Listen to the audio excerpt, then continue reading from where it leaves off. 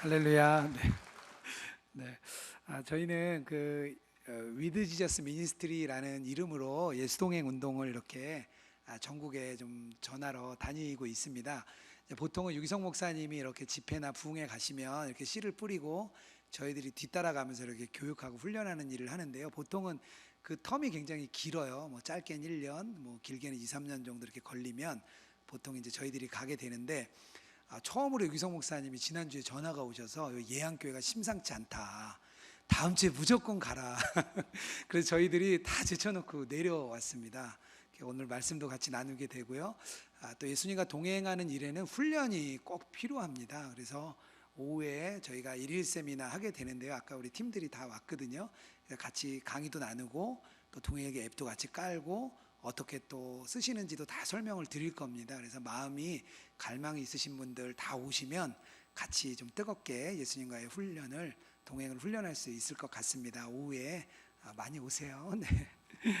오늘 우리에게 주시는 말씀이 베드로후서 3장 17절에서 18절입니다. 베드로후서 3장 17절에서 18절인데요. 제가 읽도록 하겠습니다. 그러므로 사랑하는 자들아, 너희가 이것을 미리 알았은즉 무법한 자들의 미혹에 이끌려 너희가 굳센 데서 떨어질까 삼가라. 오직 우리 주 곧 구주 예수 그리스도의 은혜와 그를 아는 지식에서 자라가라. 영광이 이제와 영원한 날까지 그에게 있을지어다. 아멘. 네. 제가 굉장히 좋아하는 목사님이 제임스 패커라는 목사님인데요. 하나님을 아는 지식이라는 책을, 한국에 잘 알려져 있기 때문에 많은 분들이 좀 아실 겁니다. 그분이 89세가 되던 해, 그러니까 2016년이에요. 그때 이렇게 눈이 멀으셨어요. 황반변성이라는 병 때문에 눈이 멀으셨는데, 그때 이제 한 기자가 인터뷰로 전화로 인터뷰를 했습니다. 아무래도 그동안 300권 넘는 그런 많은 저서들, 그리고 또 선교단체의 대표, 그리고 설교자로 워낙 유명하셨기 때문에 이제 앞으로는 그런 사역을 할 수 없으셔서 너무 힘들지 않으실까 하는 염려되는 마음으로 통화를 하셨습니다. 근데 제임스 패커 목사님이 이렇게 말씀하셨어요. 하나님은 주권자시며 언제나 선을 베푸십니다. 이렇게 말씀을 하신 거예요. 그러면서 그동안 하나님의 선하신 은혜를 자기가 충분하게 체험했기 때문에, 그리고 예수님과 동행하며 은혜를 누렸기 때문에 자기가 주님이 선하신 가운데 있다고 믿는다, 이렇게 얘기를 하신 거예요. 그러니까 눈이 멀었는데 그것도 하나님의 뜻 안에 있다, 이렇게 패커 목사님이 말씀하셨습니다. 그러면서 은혜를 경험하는 이 일은 내가 목회자이기 때문에 나만 가능한 게 아니라 그리스도인들이라면 누구나 다 은혜를 경험할 수 있습니다, 이렇게 마무리를 하셨습니다. 우리 예양교회 성도님들 어떠십니까? 그런 은혜 안에, 정말 풍성한 은혜 안에 계십니까? 그동안 내 삶을 돌아보니까 너무 은혜였고 충만하게 채우셨고 부족함 없고, 내가 정말 그런 은혜를 누리면서 지금까지 왔다, 이렇게 생각하십니까? 아니면 네, 감사합니다. 아멘이 있네요. 아니면 늘 하나님 왠지 나한테 인색하신 것 같고, 뭔가 나는 잘 안 되는 것 같고, 나를 돌아보면 하나님 늘 나에게 무섭게만 대하신 것 같고, 혹시 그런 마음이 있지는 않으십니까? 혹시 그런 두 번째 마음이 있다면 아마 어느 순간 은혜 안에 자라가기를 멈춘 게 아닌가, 자신을 좀 돌아봐야 됩니다. 우리가 가지고 있는 신앙의 연수나 직분과 상관없이 은혜 안에 자라가라, 그게 하나님 원하시는 마음이에요. 저는 오늘 그 주님의 마음을 같이 좀 나누려고 합니다. 그렇다면 은혜 안에 자란다는 건 뭘까요? 은혜 안에 자란다, 은혜 안에 자란다는 뜻이 좀 먼저 좀 알아야 되겠죠. 청교도들, 18세기의 청교도들은 이렇게 생각했습니다. 매우 다양한 형태로 나타나는 죄를 죽이고, 그러니까 자기 안에 있는 죄를 계속 죽이고, 그리고 거룩한 습관을 강화시키는 것, 이게 은혜 안에 자라는 거라고 우리 18세기에 박해를 받았던 영국의 청교도들은 그렇게 이해를 했습니다. 은혜 안에 자라는 그리스도인들의 나타나는 특징이 있는데요. 어떤 특징이 있냐면 마음에 아주 죄에 대해서 아주 예민해집니다. 죄에 대해서 아주 예민해지기 때문에 아주 작은 일에도 마음이 막 걸리죠. 양심이 막 찔려요. 마음이 막 찔리는 일이 있고요. 그리고 소망, 하나님이 주시는 소망은 막 더 밝아지겠죠. 하나님이 소망이 주시는 게 막 더 밝아지고요. 또 영적인 부분들, 그러니까 영적인 습관, 은혜의 영역, 그쪽에는 더 막 마음이 뜨거워집니다. 잘하는 사람들이 다르죠. 은혜 안에 자라가는 사람들이 그런 일들이 나타나게 됩니다. 잘하지 않는다, 이거를 잘 표현해주는 문학 작품이 있는데요, 피터팬입니다. 피터팬, 우리 잘 아시죠? 피터팬의 부제가 있는데요, 뭐냐면요, 잘하기를 거부한 소년. 피터팬의 핵심은 잘하기를 거부했다는 거예요.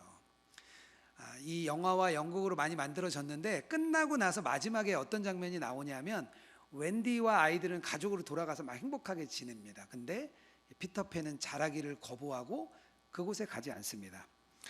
요즘 남자분들을 피터팬 신드롬이라고 그래서 부릅니다. 이건 뭐냐면 성장을 하고 어른이 됐는데도 막 게임에 빠지는 남자분들 뭐 많죠. 막 게임에 빠져서 막 식음을 전폐하는 분들, 그리고 가정을 책임지지 않는 사람, 결혼을 했고 가정을 이루었는데도 가정을 책임지지 않는 사람들, 그런 남자분들, 뭐 부모 밑에서 떠나지 않는 사람들, 뭐 그런 사람들을 요즘에 피터팬 신드롬이라고 이렇게 부릅니다. 뭐 세상만 그런가요? 뭐 신앙에도 좀 그런 분들이 있죠. 잘하지 않는 신앙, 특히 믿음 좋은 아내를 둔 착한 남편, 아마 여기도 계실지도 몰라요.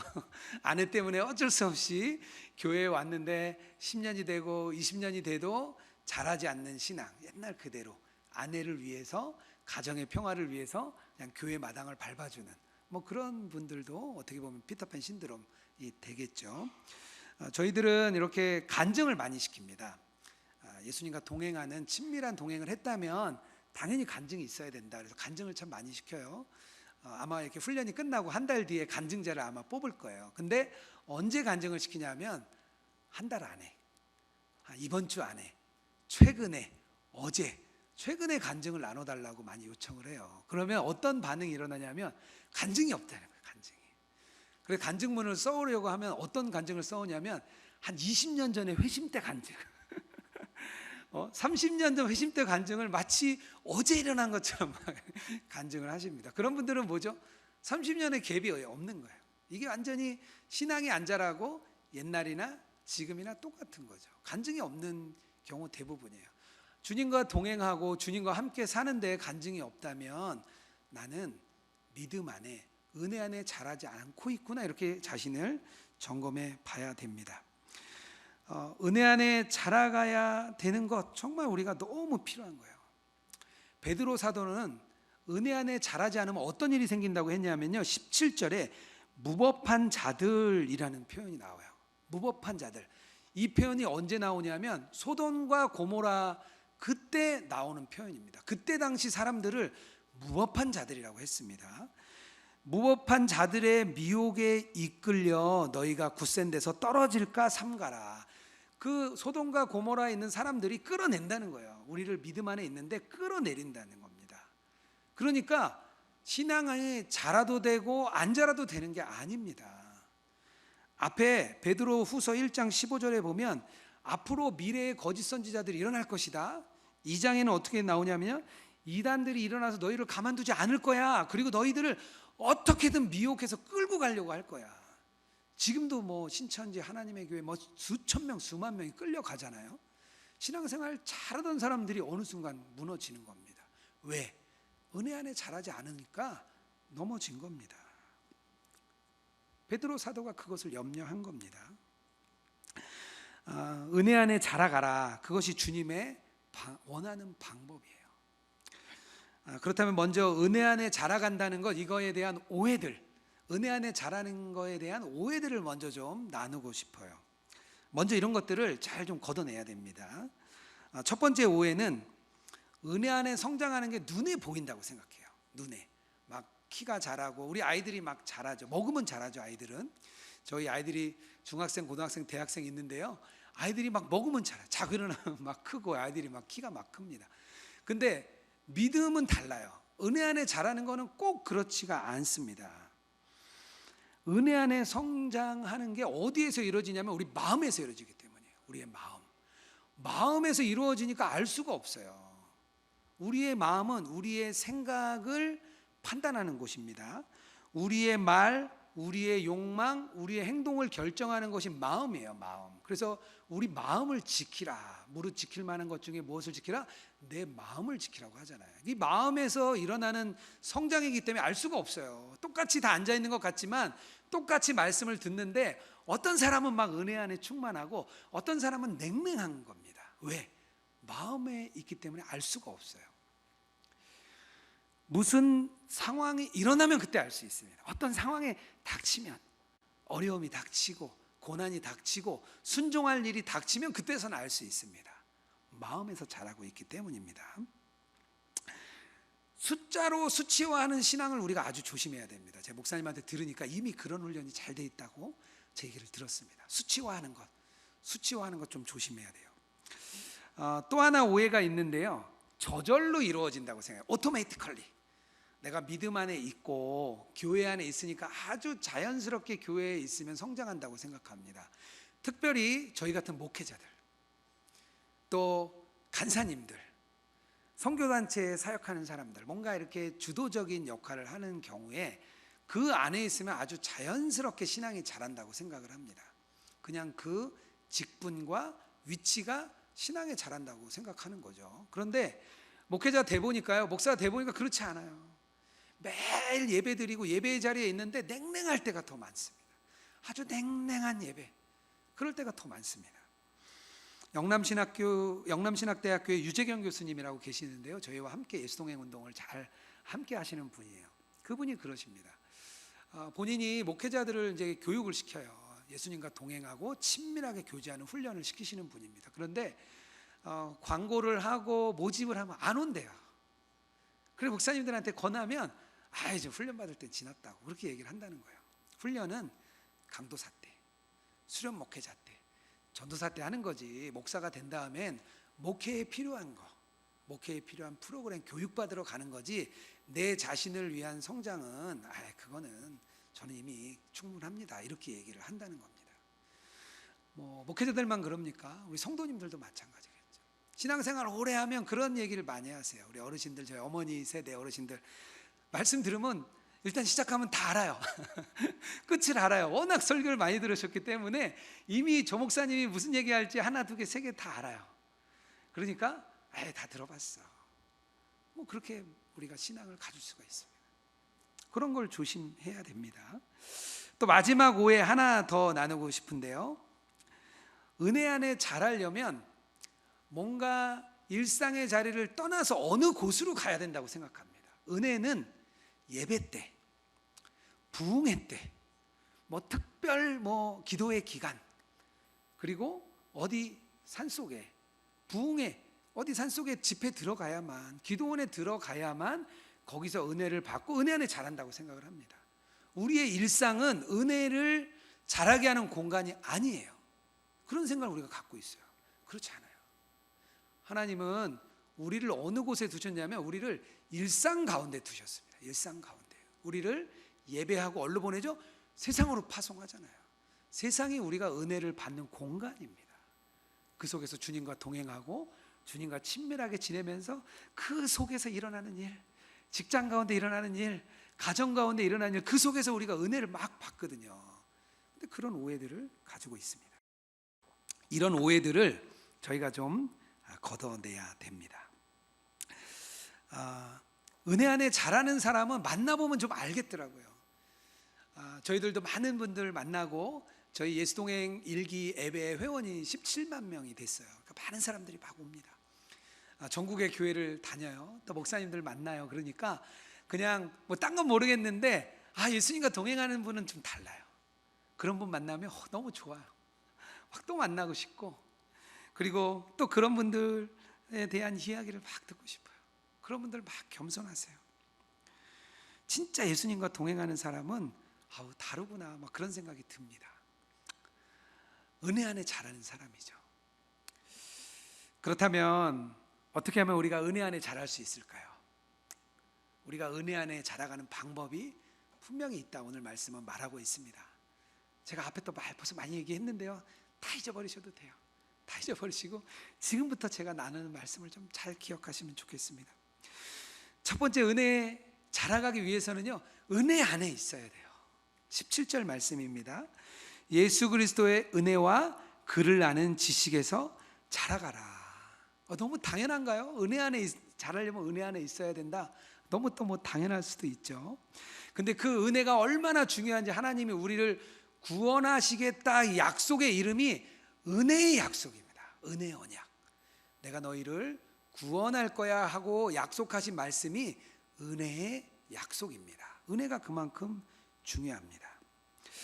하지만 은혜라는 단어가 크죠. 너무 커요. 은혜라는 단어가 너무 크고 또 어떻게 보면 애매모호해요. 은혜 그러니까 이게 뭐 눈에 보이는 게 아니잖아요. 좀 애매모호할 수 있습니다. 그래서 이 은혜에 대한 오해와 혼란을 바로잡기 위해서 오늘 베드로 사도가 하나의 단어를 더 추가합니다. 뭐냐면 바로 예수 그리스도의 은혜입니다. 예수라는 단어를 앞에다 추가를 하세요. 예수 그리스도. 예수님의 플레임이 우리 주 예수 그리스도거든요. 그걸 앞에 넣는 거예요. 은혜는 뭐냐? 우리 주 예수 그리스도 안에 있는 거예요. 예수 그리스도의 은혜와 그 안에서 자라가라. 예수님 안에 자라가라고 오늘 말씀하고 있는 겁니다. 예수님 안에, 예수님 은혜 안에. 지난주에 유기성 목사님이 예수님 안에 있어야 된다는 거 조금 이렇게 말씀을 좀 하셨어요. 예수님 안에 있는다는 건 뭐냐면요, 예수님의 그 십자가 복음이 내 복음이 되는 겁니다. 그 예수님이 십자가에 달리시고 또 고통받으시고 십자가에서 죽으시고 부활하시고 또 하늘로 올라가셔서 하나님의 보좌에 앉아있는 그 예수 그리스도의 모든 것, 그게 내 것이 되는 겁니다. 그게 우리가 예수님 안에 있는 겁니다. 하나님께서 그리스도 예수를 이 땅에 보내셔서 십자가에 달리시고 부활하고 다시 승천하셔서 예수님의 보좌, 하나님의 보좌 우편에 앉게 하신 이유, 그 이유는 뭐냐면 우리가 예수님 안에 있기 위해서예요. 우리가 예수님 안에 있으면서 십자가와 함께 죽었고, 우리가 예수님 안에 있어서 예수님과 함께 살아났고, 우리가 예수님 안에 있어서 예수님과 함께 저 위에 그 하늘에서 예수님 보좌 우편에 같이 있는 겁니다. 그게 예수님 안에 있는 겁니다. 근데 어떤 분들이 그래요. 나는 삶에서 은혜 별로 못 받았어요. 나는 지금 요즘 은혜가 없는 것 같아요. 그렇게 얘기하는 건 뭐죠? 그 십자가 복음, 하나님이 우리를 위하여 주신 그 그리스도의 십자가 복음을 완전히 무력화시키는 거예요. 나는 예수님 안에 있지 않아요. 십자가 복음은 내 복음이 아니에요. 이렇게 고백하는 것과 같습니다. 우리는 은혜 안에 있는 겁니다. 그래서 단 그럴 수 있어요. 은밀한 죄의 문제로 넘어졌어요. 아이들과 심각하게 다퉜어요. 직장 생활 하는데 직장 생활에 아주 막 거짓되고 세상 방식대로 살아가요. 교회 안에 다툼이 일어나서 늘 저 사람 보면 화가 나요. 예배 드리면 은혜도 없어요. 냉랭해요. 그리스도인인데 은혜도 없어요. 그런 분들이 그렇게 고백할 수 있어요. 나는 은혜가 없고 지금 예수님 안에 있지 않는 것 같아요. 그렇게 고백할 수 있습니다. 왜? 내 감정이 그러니까요. 내 환경이 그러니까요. 내 상황이 그러니까요. 그렇게 느껴질 수 있어요. 그런데 그렇게 하지 말라는 거예요. 앤드류 머레이라는 목사님이 이렇게 얘기를 하십니다. 우리의 자리가 어디? 그리스도인의 자리는 도대체 어디냐? 그리스도인이 되는 순간 우리의 자리는 어디 있는지 한번 생각해 보라는 거예요. 나는 지금 그리스도 안에 있습니다. 이것이 주님이 내게 주신 자리입니다. 나는 그 자리를 받아들입니다. 나는 지금 정말 예수님 안에 있습니다. 그렇게 고백하라는 거예요. 내 상황이 그렇지 않을지라도, 내가 죄의 문제에 넘어졌을지라도, 내 마음이 너무 환경이 예수님 안에 있는 것 같지 않을지라도 예수님 안에 있다고 고백하라는 거예요. 왜? 우리 자리가 그 자리니까요. 우리의 자리가, 주님은 포도나무, 우리는 가지니까 우리는 그냥 그 자리에 있는 거예요. 우리는 그 자리에 있다고 고백을 하는 거예요. 그 자리에 있습니다라고 고백을 하는 겁니다. 하루 종일 예수님 생각 안 하고 하루 종일 그리스도인답지 않게 살고 그렇게 살 수 있죠. 하지만 우리가 내 자리가 어딘지는 고백할 수 있습니다. 죄의 문제에 아무리 넘어지더라도 내 자리가 어딘지는 우리가 고백할 수 있습니다. 주님, 저는 연약하지만 제 능력도 아니고 내 경험도 아니고 저의 자리는 예수님 안에 있습니다. 그렇게 그냥 고백을 하는 겁니다. 저는 아침에 일어나서 기도를 그렇게 꼭 드립니다. 아침에 일어나 기도할 때 너무 바빠서 너무 정신없고 또 죄의 문제 마음이 무너지고 성도들과의 어려움 때문에 마음이 또 어렵고 또 사역은 너무 많은데 감당할 수 없고 너무 힘들다. 그럴 때 그렇게 고백해요. 저는 지금 주님 안에 있습니다. 저는 제 자리가 이 자리, 주님 안에 있는 자리입니다. 그렇게 동해일기에 써요. 지금 예수님 안에 있습니다. 이렇게 고백을 써요. 여러 가지 우리의 삶의 상황이 참 녹록지 않습니다. 어떤 어려움 때문에 우리가 염려 안에 하게 돼요. 근데 자꾸 염려하는 사람은 염려 안에 있는 겁니다. 자녀 문제가 너무 힘들어요. 계속 그 생각만 해요. 그 사람은 자녀 안에 있는 거예요. 가난의 문제, 경제적인 문제 때문에 너무 어려워요. 내일 먹고 살 것도 너무 힘들어요. 계속 그 생각만 해요. 그 사람은 가난 안에 있는 거예요. 늘 예수님을 생각하는 사람, 환경과 상관없고 여건과 상관없고 나의 마음과 상관없이 예수님 늘 생각하는 사람은 예수님 안에 있는 거죠. 저희는 그걸 훈련하는 거예요. 예수님 안에 있도록 하기 위해서 예수 동행기를 늘 쓰면서 그거를 훈련하는 겁니다. 마가복음을 쓴 마가, 그 마가는 실패한 사람이었습니다. 마가 때문에 바울과 바나바가 싸웠습니다. 2차 전도 여행을 떠날 때 중간에 돌아왔던 마가 때문에 자기 이제 생지죠, 조카인 바나바는 그래도 또 데려가자. 바울은 안 된다. 그래서 둘이 싸워서 두 팀으로 갈라졌습니다. 마가 때문에 그 바나바와 바울이 싸웠어요. 그 기라성 같은 두 분이 싸움이 된 겁니다. 그런데 그 마가를 바울이 마지막에 불러요. 디모데후서 4장 11절입니다. 누가만 나와 함께 있느니라 내가 올 때에 마가를 데리고 오라. 그가 나의 일에 유익하니라. 그동안 마가가 어떻게 지냈는지 모르겠어요. 우리 몰라요. 뭐 추정은 할 수 있죠. 그리고 뭐 다른 문서도 있어요. 그런데 성경 안에서는 알 수가 없습니다. 하지만 마가는 실패를 넘어서서 예수님 안에 있었던 사람 같아요. 그래서 사도 바울이 나중에 부르죠. 감옥에 있을 때, 야, 마가를 데리고 와라. 그는 나에게 유익하다. 나에게 위로가 되는 사람이야. 마가를 꼭 좀 데리고 와라. 그렇게 얘기를 합니다. 예수님 안에 있는 게 답이에요. 우리 안에 있는 게 답이 아니에요. 우리 안에 있는 능력이 답이 아닙니다. 우리 안에 있는 뭔가 주님이 나에게 힘을 주셔서 내가 힘으로 열심히 해서 되고 주님이 떠나시는 것 같고 주님이 나와 함께 안 하시는 것 같으면 실패하고 그런 게 아니에요. 답이 우리 안에 있는 게 아니라 예수님 안에 있습니다. 이 세상을 살아가는 방법 한 가지 있다면 예수님 안에 있는 겁니다. 예수님의 그 은혜 안에 있는 사람은 세상을 이길 힘이 있는 거죠. 환경도 어렵고 여건도 어렵고 고난도 어려운데 왜 사람들이 너는 왜 근데 기뻐하니? 나 예수님의 은혜 안에 있거든. 야, 너 참 그렇게 힘든 상황 중에 왜 얼굴이 밝으니? 나 예수님의 은혜 안에 있거든. 그게 세상 사람들에게 달라 보이는 거죠. 그게 세상 사람들에게는 특별한 거죠. 예안교회라고 저희 이제 파트너스 교회가 있습니다. 그 교회를 이렇게 갔어요. 목사님 안식월이셔서 저희 위지엠 사역자들이 가서 이렇게 설교를 한 달 동안 돌아가면서 섬겨줬습니다. 집사님 한 분이 저를 이렇게 안내도 해주시고 식사도 대접해 주시고 하셨는데요. 그 교회는 좀 특별해요. 동해일기를 안 쓰면 교회 거의 다닐 수가 없어요. 힘든 교회죠. 그 교회를 갔는데 참 성도님들이 참 특별하시더라고요. 근데 그 집사님이 자기가 한 2년 전에 어려움이 좀 있으셨대요. 그때까지 한 5년 정도 일기를 계속 써왔는데 동일기를 쓰면서 주님 바라보고 주님 안에 거하고 막 했는데 자기는 잘 모르겠더래요. 그리고 믿음도 잘 성장하는 것 같지도 않고 그래서 교회를 떠나야 되나 그렇게 고민을 이 집사님이 많이 하셨어요. 근데 그 시기에 2021년에 아버님이 갑자기 의료사고로 돌아가셨습니다. 그리고 어머니가 췌장암이 걸리셔서 아버님 장례를 마치자마자 바로 수술하셨어요. 막 집안에 고난이 막 닥친 거죠. 둘째 아이가 자폐 증상이 있었는데 그때 둘째 아이가 자폐 판정을 받았습니다.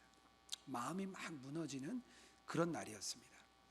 그분의 일기가 저희 예수동 일기 예배 추천일기라고 해서 매일 하나씩 올라오는데요, 일기가 올라왔더라고요. 제가 조금 읽어드릴게요. 2021년 6월의 일기입니다. 아내가 오늘 둘째 장애 검사를 결과를 들으러 병원에 간다고 합니다. 결과가 예상되기에 조심히 갔다 오라는 말밖에 할 수 없었습니다. 자폐성 장애 몇 년 동안 알고 있었고 예상했지만 막상 최종 진단을 받으니 순간 멍해지며 속에서 5만 가지 감정이 교차합니다. 너무나 슬펐고 가슴이 아팠습니다. 하나님께 투정을 부렸습니다. 오늘은 그냥 투정을 부리고 싶었습니다. 너무 힘들어서요. 제가 아들에게 해줄 수 있는 건 아무것도 없습니다. 오직 기도밖에 없습니다. 주님 끝까지 기도하겠습니다. 주님을 전심으로 신뢰하고 다 내려놓을 수 있는 믿음을 허락해 주세요. 주님만 바라보고 의지합니다. 이렇게 일기를 쓰셨더라고요. 그 집사님이 5년 동안 하나도 잘하지 않았다 생각했는데 그날 일기를 쓰면서 예수님이 내 안에 계시다는 게 너무 명확하게 느껴졌대요. 그동안 예수님이 나와 함께 하시고 나를 그동안 막 성장시켜 줬다는 걸 이 집사님이 알았다는 겁니다.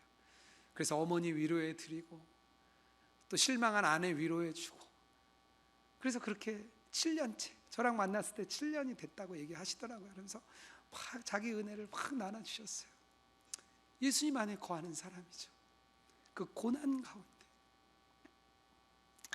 그 어려운 가운데 예수님 안에 거하니까 마음이 다른 거죠. 우리 사랑하는 성도 여러분, 어떠십니까? 예수님 안에 거하며 그 예수님의 은혜 안에 살아가십니까? 자기 자신을 잘 점검하고 내 자리가 늘 예수님 안에 있습니다 고백하는 우리 예한교회 성도님 되기를 주님의 이름으로 축복합니다. 한 가지가 더 있습니다. 은혜 안에 자라나기 위해서 한 가지가 더 필요한데요, 뭐냐면 은혜를 받은 사람은 은혜를 흘려보내야 돼요. 은혜를 흘려보내야 됩니다. 성장하는 성도들, 은혜를 받으면 어떤 마음이 생기냐면 더 영적인 눈이 열립니다. 말씀도 읽고 싶고 기도도 하고 싶고 봉사도 하고 싶고 막 은혜가 막 이렇게 들어와요. 그게 막 느껴져요. 그럴 때 어떤 일이 생기냐면 하나님을 아는 지식이 막 자라납니다. 막 자라나요. 오늘 말씀처럼 하나님을 아는 지식이 막 자라납니다. 그런데 그 지식을 흘려보내지 않고 그 은혜를 담아만 두는 사람들은 그때부터 다른 사람을 막 정죄하기 시작해요. 저 집사님 왜 저러지? 저 권사님 왜 저러지? 저 리더는 왜 저러지? 아유, 저분 오래 다니신 분이 왜 저러지? 다른 사람을 막 자꾸 막 판단하기 시작합니다. 왜요? 은혜를 가둬두니까요. 은혜를 가둬두는 사람은 교만해지거든요. 은혜를 가둬두는 사람은 자기의가 높아지거든요. 그래서 우리가 은혜를 흘려보내야 됩니다. 제가 코로나 때 어떤 외부 선교단체와 함께 예수동행 훈련을 시켰습니다. 한 4개월 했어요. 오래 했죠. 너무 뜨거웠어요. 많은 분들이 은혜를 막 받았어요. 막 간증을 하고 막 뜨거웠는데 한 권사님 돌아가시면서 뭐라고 얘기하시냐면, 그 남자 권사님이 예수동행 별거 아니래요. 그동안 우리가 신앙생활한 게 다 예수동행이지 그거 뭐 별거 아니라고, 뭐 일기까지 쓰냐고 막 그러시면서 자기가 뭐 청년처럼 강건하고 뭐 자기 달란트가 많아서 강의도 하고 뭐 교회에서 이것도 섬기고 저것도 섬기고 막 얘기하시더라고요. 막 자기 섬기는 걸 막 얘기하셔서 제가 권사님 대단하시네요. 대단하고 이렇게 얘기했어요. 근데 돌아섰는데 그분 또 만나고 싶지 않더라고요. 저분 교회 가서 얼마나 많은 분 힘들게 하실까 막 걱정이 됐어요. 걱정이. 은혜를 흘려보내지 않으면 자기의가 막 높아집니다. 프랭크 루박 선교사님이 권능의 통로라는 책에서 이 이야기를 해요. 은혜를 받으려면 어떻게 해야 되냐면 하늘 문을 열어야 돼요. 하나님과 친밀해져야 돼요. 하늘 문을 열어서 하나님과 친밀해져야 됩니다. 그런데 더 큰 은혜를 받기 위해서는 어떻게 해야 되냐? 이물이 고여서 썩지 않으려면 성도를 향한 문을 열어야 된다는 거예요. 하늘로부터 문이 열리고 성도를 향하여 문이 열리면 은혜가 흘러간다는 거예요. 그 사람은 자기의 그릇과 상관없어요. 자기의 규모와 상관없이 하나님이 얼마든지 은혜를 부어주신다는 거예요. 왜? 계속 흘러가니까요. 계속. 하나님께서는 은혜를 가둬두는 사람을요 아주 싫어하세요. 은혜 받고 나만 좋다 이런 사람을 아주 싫어하세요. 어디 그 말씀이 나오냐면요, 마태복음 25장에 나와요. 뭐라고 얘기냐면 악하고 게으른 종아, 그런 말씀을 하십니다. 마태복음 25장에 달란트 비유가 나옵니다. 한 사람에겐 5달란트, 2달란트, 1달란트를 주고 떠났습니다. 5달란트, 2달란트는 장사를 해서 남겼죠. 그리고 거기는 착하고 충성된 종아 이렇게 얘기를 합니다. 1달란트 가진 사람을 묻어뒀어요. 땅속에. 주인이 무서워서 묻어뒀어요. 악하고 게으른 종아 이렇게 얘기를 하죠. 저는 늘 이 말씀에 약간 의문이 있었어요. 그러면 달란트, 재능 많이 가진 사람, 우리 찬양팀 너무 찬양 잘하는데 찬양 잘하는 사람들은 막 뽐내고 나같이 노래 못하는 사람은 아무것도 아닌가? 뭐 그렇게 생각할 수 있죠. 근데 제가 프레드릭 비크너 목사님이 어둠 속의 비밀이라는 책을 읽는데 이 부분을 강의하신 내용이 나오는데, 이 달란트를 이 목사님은 뭐로 비유하냐 하면 우리의 삶으로 비유하시는 거예요. 하나님이 우리에게 삶을 주셨다는 거예요. 어떤 사람은 5달란트, 부유한 가정, 그리고 예수님 믿는 가정, 아주 복된 가정 살아났다는 거예요. 어떤 사람은 1달란트, 깨진 가정, 무너진 가정, 예수님 믿지 않는 가정, 그래서 혼자 일대여가지고 막 힘들게 막 신앙생활하는 가정, 그런 삶을 주셨다는 거예요. 그런데 그 삶을 줬는데 그 삶을 땅에 묻어두었다. 내 삶을 하나님이 분명히 은혜도 주시고 분명히 주님께서 복을 내려주셨는데 그 복을 혼자 놔뒀다는 거예요. 자기의 삶을 나누지 않았다는 거예요. 장사한다는 건 삶을 주고받는다는 거예요. 어떤 사람이든 자기 삶을 주고받을 수 있습니다. 고난이 많은 사람은 그게 치유가 되면 그게 큰 또 은혜가 됩니다. 어려운 사람을 막 섬겨줄 수 있죠. 공황장애, 우울증 걸렸던 사람은요, 그 공황장애, 우울증 있는 사람 위로해 줄 수 있어요. 그게 삶을 나누는 겁니다. 그런데 그 삶을 땅에 묻어 두었다. 하나님 저는 아무것도 못해요. 그런 사람을 하나님께서 악하고 게으른 종아 그렇게 말씀하시는 겁니다. 우리가 다양한 삶을 받았습니다. 다 각각 환경이 다릅니다. 그런데 하나님은 10,000가지 꽃을 만들었다 그래요. 똑같은 장미면 그건 아름답지 않다는 거예요. 어떤 사람은 장미, 어떤 사람은 튤립, 어떤 사람은 아주 들판에 작은 들꽃, 하나님 10,000가지 꽃을 만들어서 자연을 아름답게 하셨다는 거예요. 그런데 각자마다 아름다움이 있습니다. 각자마다 가진 아름다움이 하나님이 주신 삶입니다. 우리가 직장 생활을 하면서 여러 것 할 수 있습니다. 사람들에게 친절히 대하는 것, 또 내가 있는 자리에서 아주 성실하게 섬기는 것, 교회 학교에서 교사로 섬기는 것, 찬양팀으로 섬기고 식당 봉사로 섬기고 또 복음을 전하는 것, 다 주님께서 우리에게 주신 삶을 나누는 일입니다. 시간을 내어서 어려운 사람을 찾아가 주는 것. 아까 막 아픈 환자가 있는데 주님이 갑자기 왜 가보라는 마음을 주시지? 난 그분도 잘 모르는데 가보는 거예요. 왜? 주님이 마음 주시니까요. 거기 가서 삶을 나누는 겁니다. 어려운 곳에 찾아가 주는 것, 만나주는 것, 뭐 영적인 거 얘기하지 않아도 돼요. 그냥 가서 만나주면 돼요. 그 사람을 만나면 그 사람을 통해서 하나님이 치유해 주십니다. 프레드릭 비크너 목사님이 딸 때문에 어려움이 있었습니다. 결혼한 딸이 이혼을 하고 거식증에 걸렸어요. 우울증이 오고 계속 여러 번 자해를 했습니다. 또 자해를 하고 병원에 실려가서 전화가 왔어요. 병원에서 보호자가 와달라 전화가 왔습니다. 프레드릭 비크너 목사님과 사모님이 같이 찾아갔어요. 근데 다 큰 딸이 엄마 아빠 가라는 거예요. 필요 없다, 가라. 그래서 무너지는 마음을 안고 집으로 돌아왔습니다. 집에 왔는데 친구 목사님 한 명이 집 앞에서 전화를 했어요. 그분이 자동차로 8시간 거리에 있는 친구 목사님이 찾아온 거예요. 어렵다는 얘기를 듣고 그냥 찾아오셨대요. 그래서 어떻게 전화도 안 하고 왔냐, 내가 없으면 어떡하려고 그랬더니 주님이 가보라 그래서 갔다는 거예요. 그날 뭐 위로를 특별하게 받은 건 없었대요. 같이 차 마시고 같이 걷고 같이 이야기하고 1-2시간 정도 있다가 그 목사님은 돌아가셨어요. 다시 차를 타고 8시간. 그런데 그 프레드릭 비크너 목사님 안에 평안이 임했습니다. 그 친구가 왔다 가니까 마음이 해결됐다 그랬어요. 주님이 위로자를 보내셨다는 게 느껴졌기 때문입니다. 저희들도 요즘 전국에 이렇게 예수동행을 전하러 막 다닙니다. 그래도 앞에서 설교도 하고 뭐 강의도 하면 멋져 보이잖아요. 그런데 힘들어요. 매주 다른 교회 가는 게 너무 힘들어요. 저희도 교회가 있잖아요. 그래서 한 교회에 머물고 싶은데 우리 아이들까지 막 해서 다니고 하는 게 참 어렵습니다. 한 6개월 정도 지났는데 저희 아내가 한 작년 한 12월쯤에 우리 가나안 교인 같아 그렇게 얘기를 하는 거예요. 매주 다른 교회 다니니까요. 그래서 여기 앉아 계신 분들 참 부러워요. 매주 한 곳에서 예배하잖아요.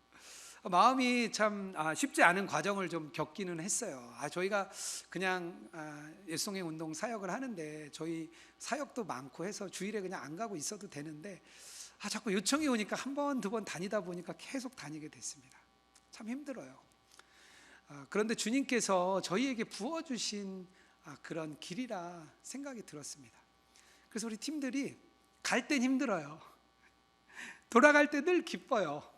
예수님과 동행하는 사람들이 세워지고 또 은혜를 듣고 그러면 돌아가는 길이 참 기뻐요. 그래서 저희가 돌아갈 때는 막 너무 기쁘다, 즐겁다 이렇게 얘기하면서 막 올라갑니다. 힘든 것도 잠시고 은혜를 받고 또 올라갑니다. 그래서 저희들이 전국에 이렇게 다니는 일이 저희는 은혜를 나누는 일이라고 생각합니다. 주님이 저희에게 조금 먼저 예수님과 동행을 알게 하시고, 그리고 또 예수님과 동행을 갈망하는 성도님들에게 가서 예수님과 동행을 전해주는 것. 그래서 저희들은 그냥 선교사라고 생각을 해요. 어차피 저희가 기관사역을 하고 있기 때문에 주중에 기관사역을 하니까 저희들 그냥 선교사다 이렇게 마음을 먹고 다니고 있습니다. 은혜를 흘려보내는 것은 자신의 삶을 나누는 겁니다. 내가 받은 은혜, 내가 받은 신앙, 내가 받은 믿음의 유산을 주변에 나눠주는 것, 그게 은혜를 흘려보내는 겁니다. 우리 예안교회 성도님 안에도 은혜를 흘려보내는 삶을 살아가는 여러분 되기를 주님의 이름으로 축복합니다.